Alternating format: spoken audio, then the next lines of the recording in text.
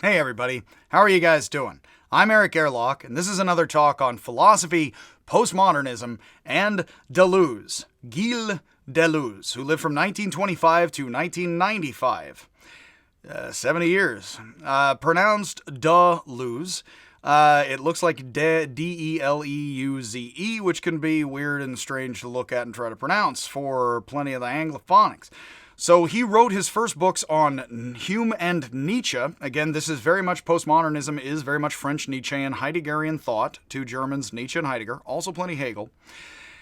And then several books he wrote with, Deleuze did, with Félix Guattari, I believe, pronounced Guattari. It looks like Guattari. Including the two of them wrote Capitalism and Schizophrenia, Anti-Oedipus in 1972, and A Thousand Plateaus in 1980. That is the year after Lyotard, the last postmodernist we covered, wrote The Postmodern Condition. Anti-Oedipus and A Thousand Plateaus are still books you can find used in philosophy sections in this town and others. Between these periods of early work and later collaborations, Deleuze wrote his central work, Difference and Repetition, I repeat, in 1968, a year before he was recommended for a professorship by Foucault himself, which would definitely be a high recommendation. In the book, Deleuze argues that identity has always been considered in contrast to difference, sameness. We have a species that very much likes difference and wants to diversify, but also privileges in many ways sameness and coherence. Things staying the same and together. Much like Hegel's opposition to of self and other. So, speaking oddly of which, it's La Cucaracha again. I have to pause again. Even white boys got to shout. So Deleuze argues that identity has always been something like similarity and repetition. So Lacan, who attended Kojève's lectures on Hegel, if you listen to those talks, said that we cling to a stable self-image our whole lives that is never entirely stable, and thus develop paranoid narcissistic obsessions like being some kind of Nazi, he says. Deleuze argues that there is no identity apart or prior to difference. Now, that would be a way of restating somewhat of the same idea. We never have a completely, and these are all folks influenced by Lacan and others. There's no identity and rupture from Bataille.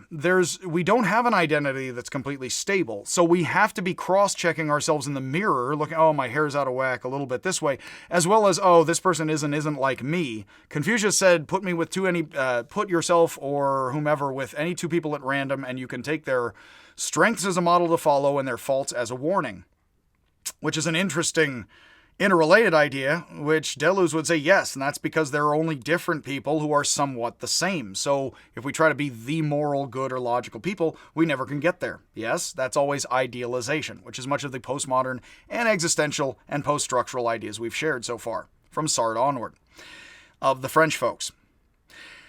So this is a point, again, he shares very much with his friend Derrida, as well as a lot of others who've already come forward here in the talks. The self is only itself in terms of its difference from others, as it is never entirely self-consistent. What that would mean is people who seek similarity or being Nazis would have to pose off against others in order to be the same, because there is no sameness without difference. Of course, people bullying people in order to feel okay with themselves and be conformist would be a terrible example of all of this. Just as there are no absolute gaps between things, there are no pure identities. Each identity itself a gathering of differentiation. If we assume that things don't have absolute, there's just atoms and then absolute void, there is field of energy, then each identity is itself a gathering of differentiation. Identity and difference are absolute ideals that are only relatively present. Deleuze argues that all claims to objectivity require repetition. So you have to repeat religion, science in order to get anybody to believe that these things are good or true or holding us together. As much as they do, without anybody saying anything, you have to continue to make claims and support and cheerlead systems. Otherwise, they are not coherent, because in cheerleading them, that is their coherence decently. It's an interesting sociological, social idea. This is in spite of what you and I think about the success or validity of this or that institution. All of them. blanket-wise. Deleuze argues that all claims to objectivity, if you're the church, you're science, you're art, you're the state, you're law, you're a judge, you have to repeat bang, bang, bang with the gavel every time, wear the wig every time. That gives you authority. Repetition. I often have liked to joke, we don't wear wigs and say all rise. Apparently sometimes courts in Australia, I believe, do still wear the old wigs of the British system. I believe that may have been reformed recently. But with that, oddly enough, you may imagine, even though the wig is very arbitrary, if the judge doesn't put on the wig for the first time, the trial could sometimes even be weird enough and feel odd enough or go off enough and get thrown out, which is weird. It may not be, hey, he didn't wear the wig. But think about how not wearing the wig the first time could upset the entire trial or the whole social practice. Shamans do, I do like to point out with a book of logical essays, essays on magic and logic and anthropology that I used to use to teach logic. As the intro and the human intro to a logic class, if you ask tribal people, so what happens if we just, if we don't say the magic words and we just plant the crops? They say, well, we kind of want to repeat what we've been doing because we had good harvest whenever we did. And then you say, okay, why don't you just say the words, the magical words, and don't plant any crops? They laugh at you and they're like, well, maybe if you're the legendary hero and you can make things grow out of the ground, but no, we're not all Jesus, or anything like that magically. So no, even if we believe in magic and the magic of Jesus, etc., no, you can't just not plant crops each year. What are you trying to, just foolishly upend it?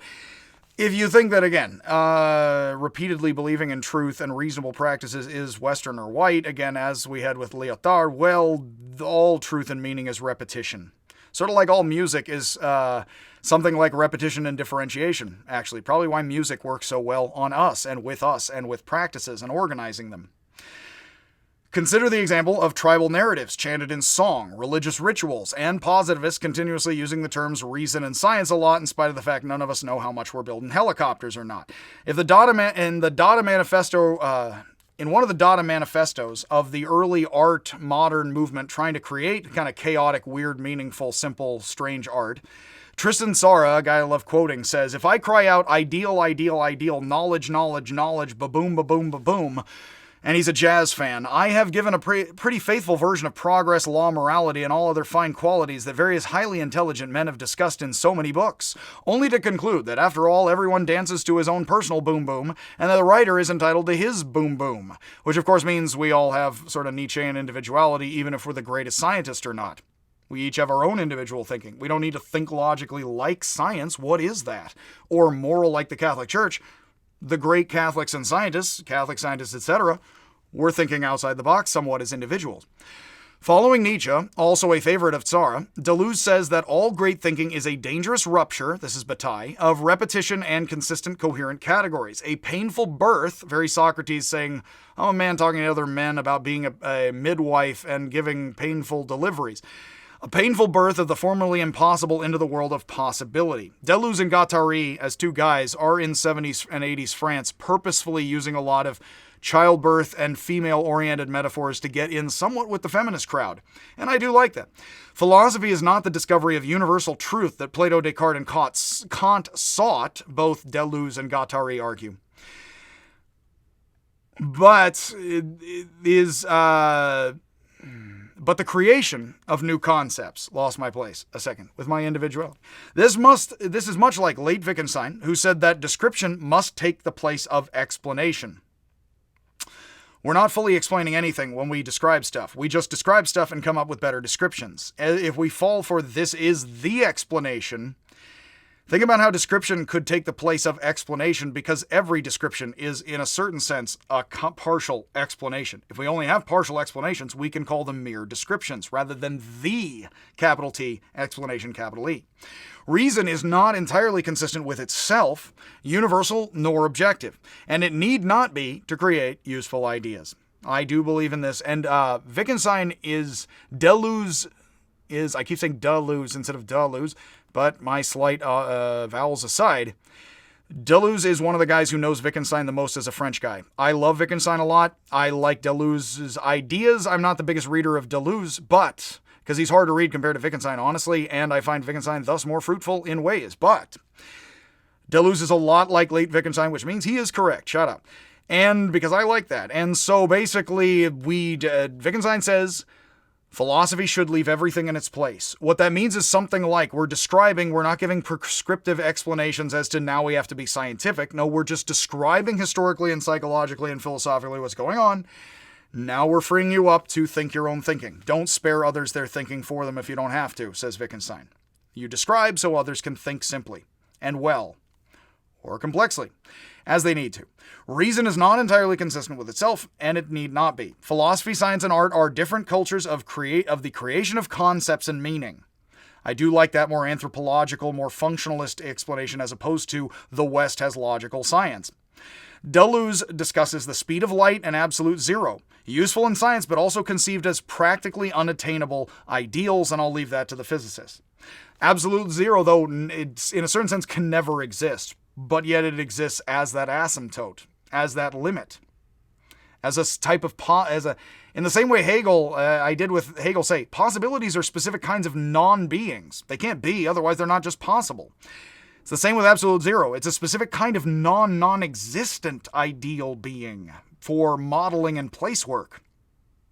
That's actually what it is. Because if you said, here's instances of absolute zero, you couldn't.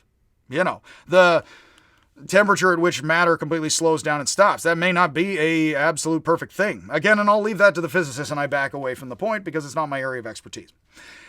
This is an example Deleuze uses himself. Deleuze's works with Guattari attempt to free French thought from its obsessions with Marx and Freud. Now, funny enough, in Anti-Oedipus, they do a great job of dazzling everyone with Marxist and Freudian concepts and then countering those.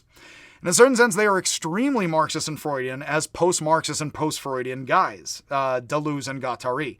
By the way, the reason I title this talk Deleuze and not Deleuze and Guattari is because Guattari is kind of the psychiatrist-psychologist one of the pair, and Deleuze is the philosopher. That is the reason why I'm leaving Guattari off a little bit of second fiddle. Not to do that on purpose, but Guattari also is famous for his own work in psychiatry, and he is signing on as sort of the side author to Deleuze's work in philosophy. That is my understanding. I'm happy to stand corrected. So they are trying to free French thought from being seriously Marxist and seriously Freud, along with geology, two of the mistresses of Levi-Strauss. Again, he likes bearded, rocky mistresses, it seems, as a Frenchman. Two of the loves, again, of Levi-Strauss and structuralism. Marx and Freud are useful, Deleuze argues, as are their central concepts. But they are useful as lenses and useful conceptions. And that is how I think of Marx and Freud, as having a few good ideas, but not strictly and simply correct, and others believe otherwise. I again grew up in hippie land. I'm a bit anarchistic rather than hard socialist. And then I also would be somewhat not as my grandfather was a Freudian psychoanalyst who then moved past Freudianism into more Gestalt, more open-ended, how do you feel about that, which is much more Wittgenstein. He wouldn't have said that, but I do, because I'm into philosophy rather than being a therapist or a psychologist or a psychiatrist like Guattari. And so Marx and Freud have useful ideas, but they are lenses and useful conceptions, and the French are still thinking of them as orthodox correct in their Marxism or Freudianism. And Deleuze and Guattari in the 80s are trying to speak very Marxist and Freudian and complicated like Marx and Freud. Unfortunately, I like Wittgenstein thus a bit better as an author than all of them. But basically, let's be a bit Marxist and Freudian, but not entirely, is what they're saying. And that is still useful to mention to the French, as well as other academics, especially on the East Coast, who are very into French Marxism and Freudianism and psychoanalysis still, and Lacan and others. So we are actually out here in California. I do believe therapist history is the East Coasters are still somewhat bound up with old school canonical psychoanalysis, whether Freudian or Lacanian, whereas out here we are more Gestalt. How do you feel about your mother, man? Not here's your complex, here's your sign. It's like, no, we don't give you a category or a box, man. We want to humanize. A la Rogers, I believe. And you're just supposed to self-actualize. How do you feel about your mother? Now think openly about that. And then the therapist sits back, doodles things, and says, well, our next session is next week. Now pay me the monies, your insurance companies. Is that yes? All of that, of course, is somewhat moving towards a Gestalt. How do you feel about that continuously? And letting you talk. And again, as much as some may find that useless, again, Guattari and Deleuze are saying Marx and Freud orthodoxy is a little bit less useful. Yes? So, as post-Marxist sorts of thinkers, Deleuze argues capitalism is useful And this is also more anarchistic, most postmodern French thought. These are a bunch of folks who were like strict Maoists as teenagers in the 60s, hurling stuff at the cops, who then are much more into, there's good and bad of everything, socialism, capitalism. We need to mix it up and create plurality, create diverse cultures of capitalism and socialism. This is actually versus the hard socialist or hard communist. I would have to say my actual more political position is more that of Deleuze, which is create alternative capitalism socialisms rather than switch the capitalism to the socialism as the overall plan and see what works and shakes out. I do like that a lot. I do think that may be what people are talking past themselves with saying already, but that's a good idea. Capitalism is useful, Deleuze argues, in that it has destroyed many old hierarchies. It has. The Walmart family, like 3 of the Waltons, are like some of the wealthiest people were, at least, in the world, and thus collectively as a family, one of the wealthiest families. They owned stores in the Midwest and came up, like the Medicis were merchants who came up and bought into the nobility because they could. Capitalism is very useful in destroying all the old hierarchies, such that now we have a very pluralistic, more so society. This is also why, in the Islamic world, Muslims are very three-way split. I didn't understand that at first very much. Between socialist kind of economics, capitalist kind of economics, both of which have been very harsh to traditionalism in the world, including Christianity and Islam, 2 of the larger cultures with Buddhism in the world. And then Muslims are oftentimes, this is very Al-Qaeda, we're going to stick more with Islam than socialism or capitalism. We're going to stick more with traditionalism and Islam and what worked 1,000 years ago and still does very much for our community, is what a lot of them are saying. And you and I can judge or not and believe and not believe in all sorts of things. So with all of that, all of these things are useful, but unfortunately, as Muslims and as conservative Christians should know all too well, capitalism is giving and taking away like the Heideggerian horizon like heck. What that means is if it gives all kinds of short haircuts and hair dye, it's not just going to preserve your conservative Christian culture at all. Or if Budweiser, puts out gay icon flags, during Pride Fest and this upsets you, well, that's capitalism, socialism, everything all hybridizing, whether or not we like it. So, of course, if we push capitalism or socialism, we're pushing to switch out a lot in ourselves, whether we like it or not, in that we globalize either way. So capitalism is useful, as could be and is socialistic systems and forms, in that they destroy old hierarchies and modernize, which is why traditional Islam and Christianity as actual systems of support would be threatened directly and physically and mentally by these things. But now everything is dominated by the market. Society is becoming a vast desire manufacturing machine. Alternatives must be offered, but a final revolution, as he argues as a post-Marxist, is in fact not only impossible, but in fact undesirable. It would be Animal Farm, or something like that over once again continuously. So that said, that is a short talk, and Deleuze and an even shorter bit of talking about Guattari and their anti-Oedipus, which of course is trying to encourage French thought to be a bit Marxist and Freudian, but a bit not as well. So that said, we only have 3 more, actually, postmodernists to cover, and then I will be done with many of the French folks and then continue to do films as I like in the future. So much love again, as always, much happiness, and as usual, I will see you, or some image or copy or postmodern cybernetic representation of you in my cyber mind, which I call my computer, my PC. It's rather personal. I will see you, if indeed I do ever see you.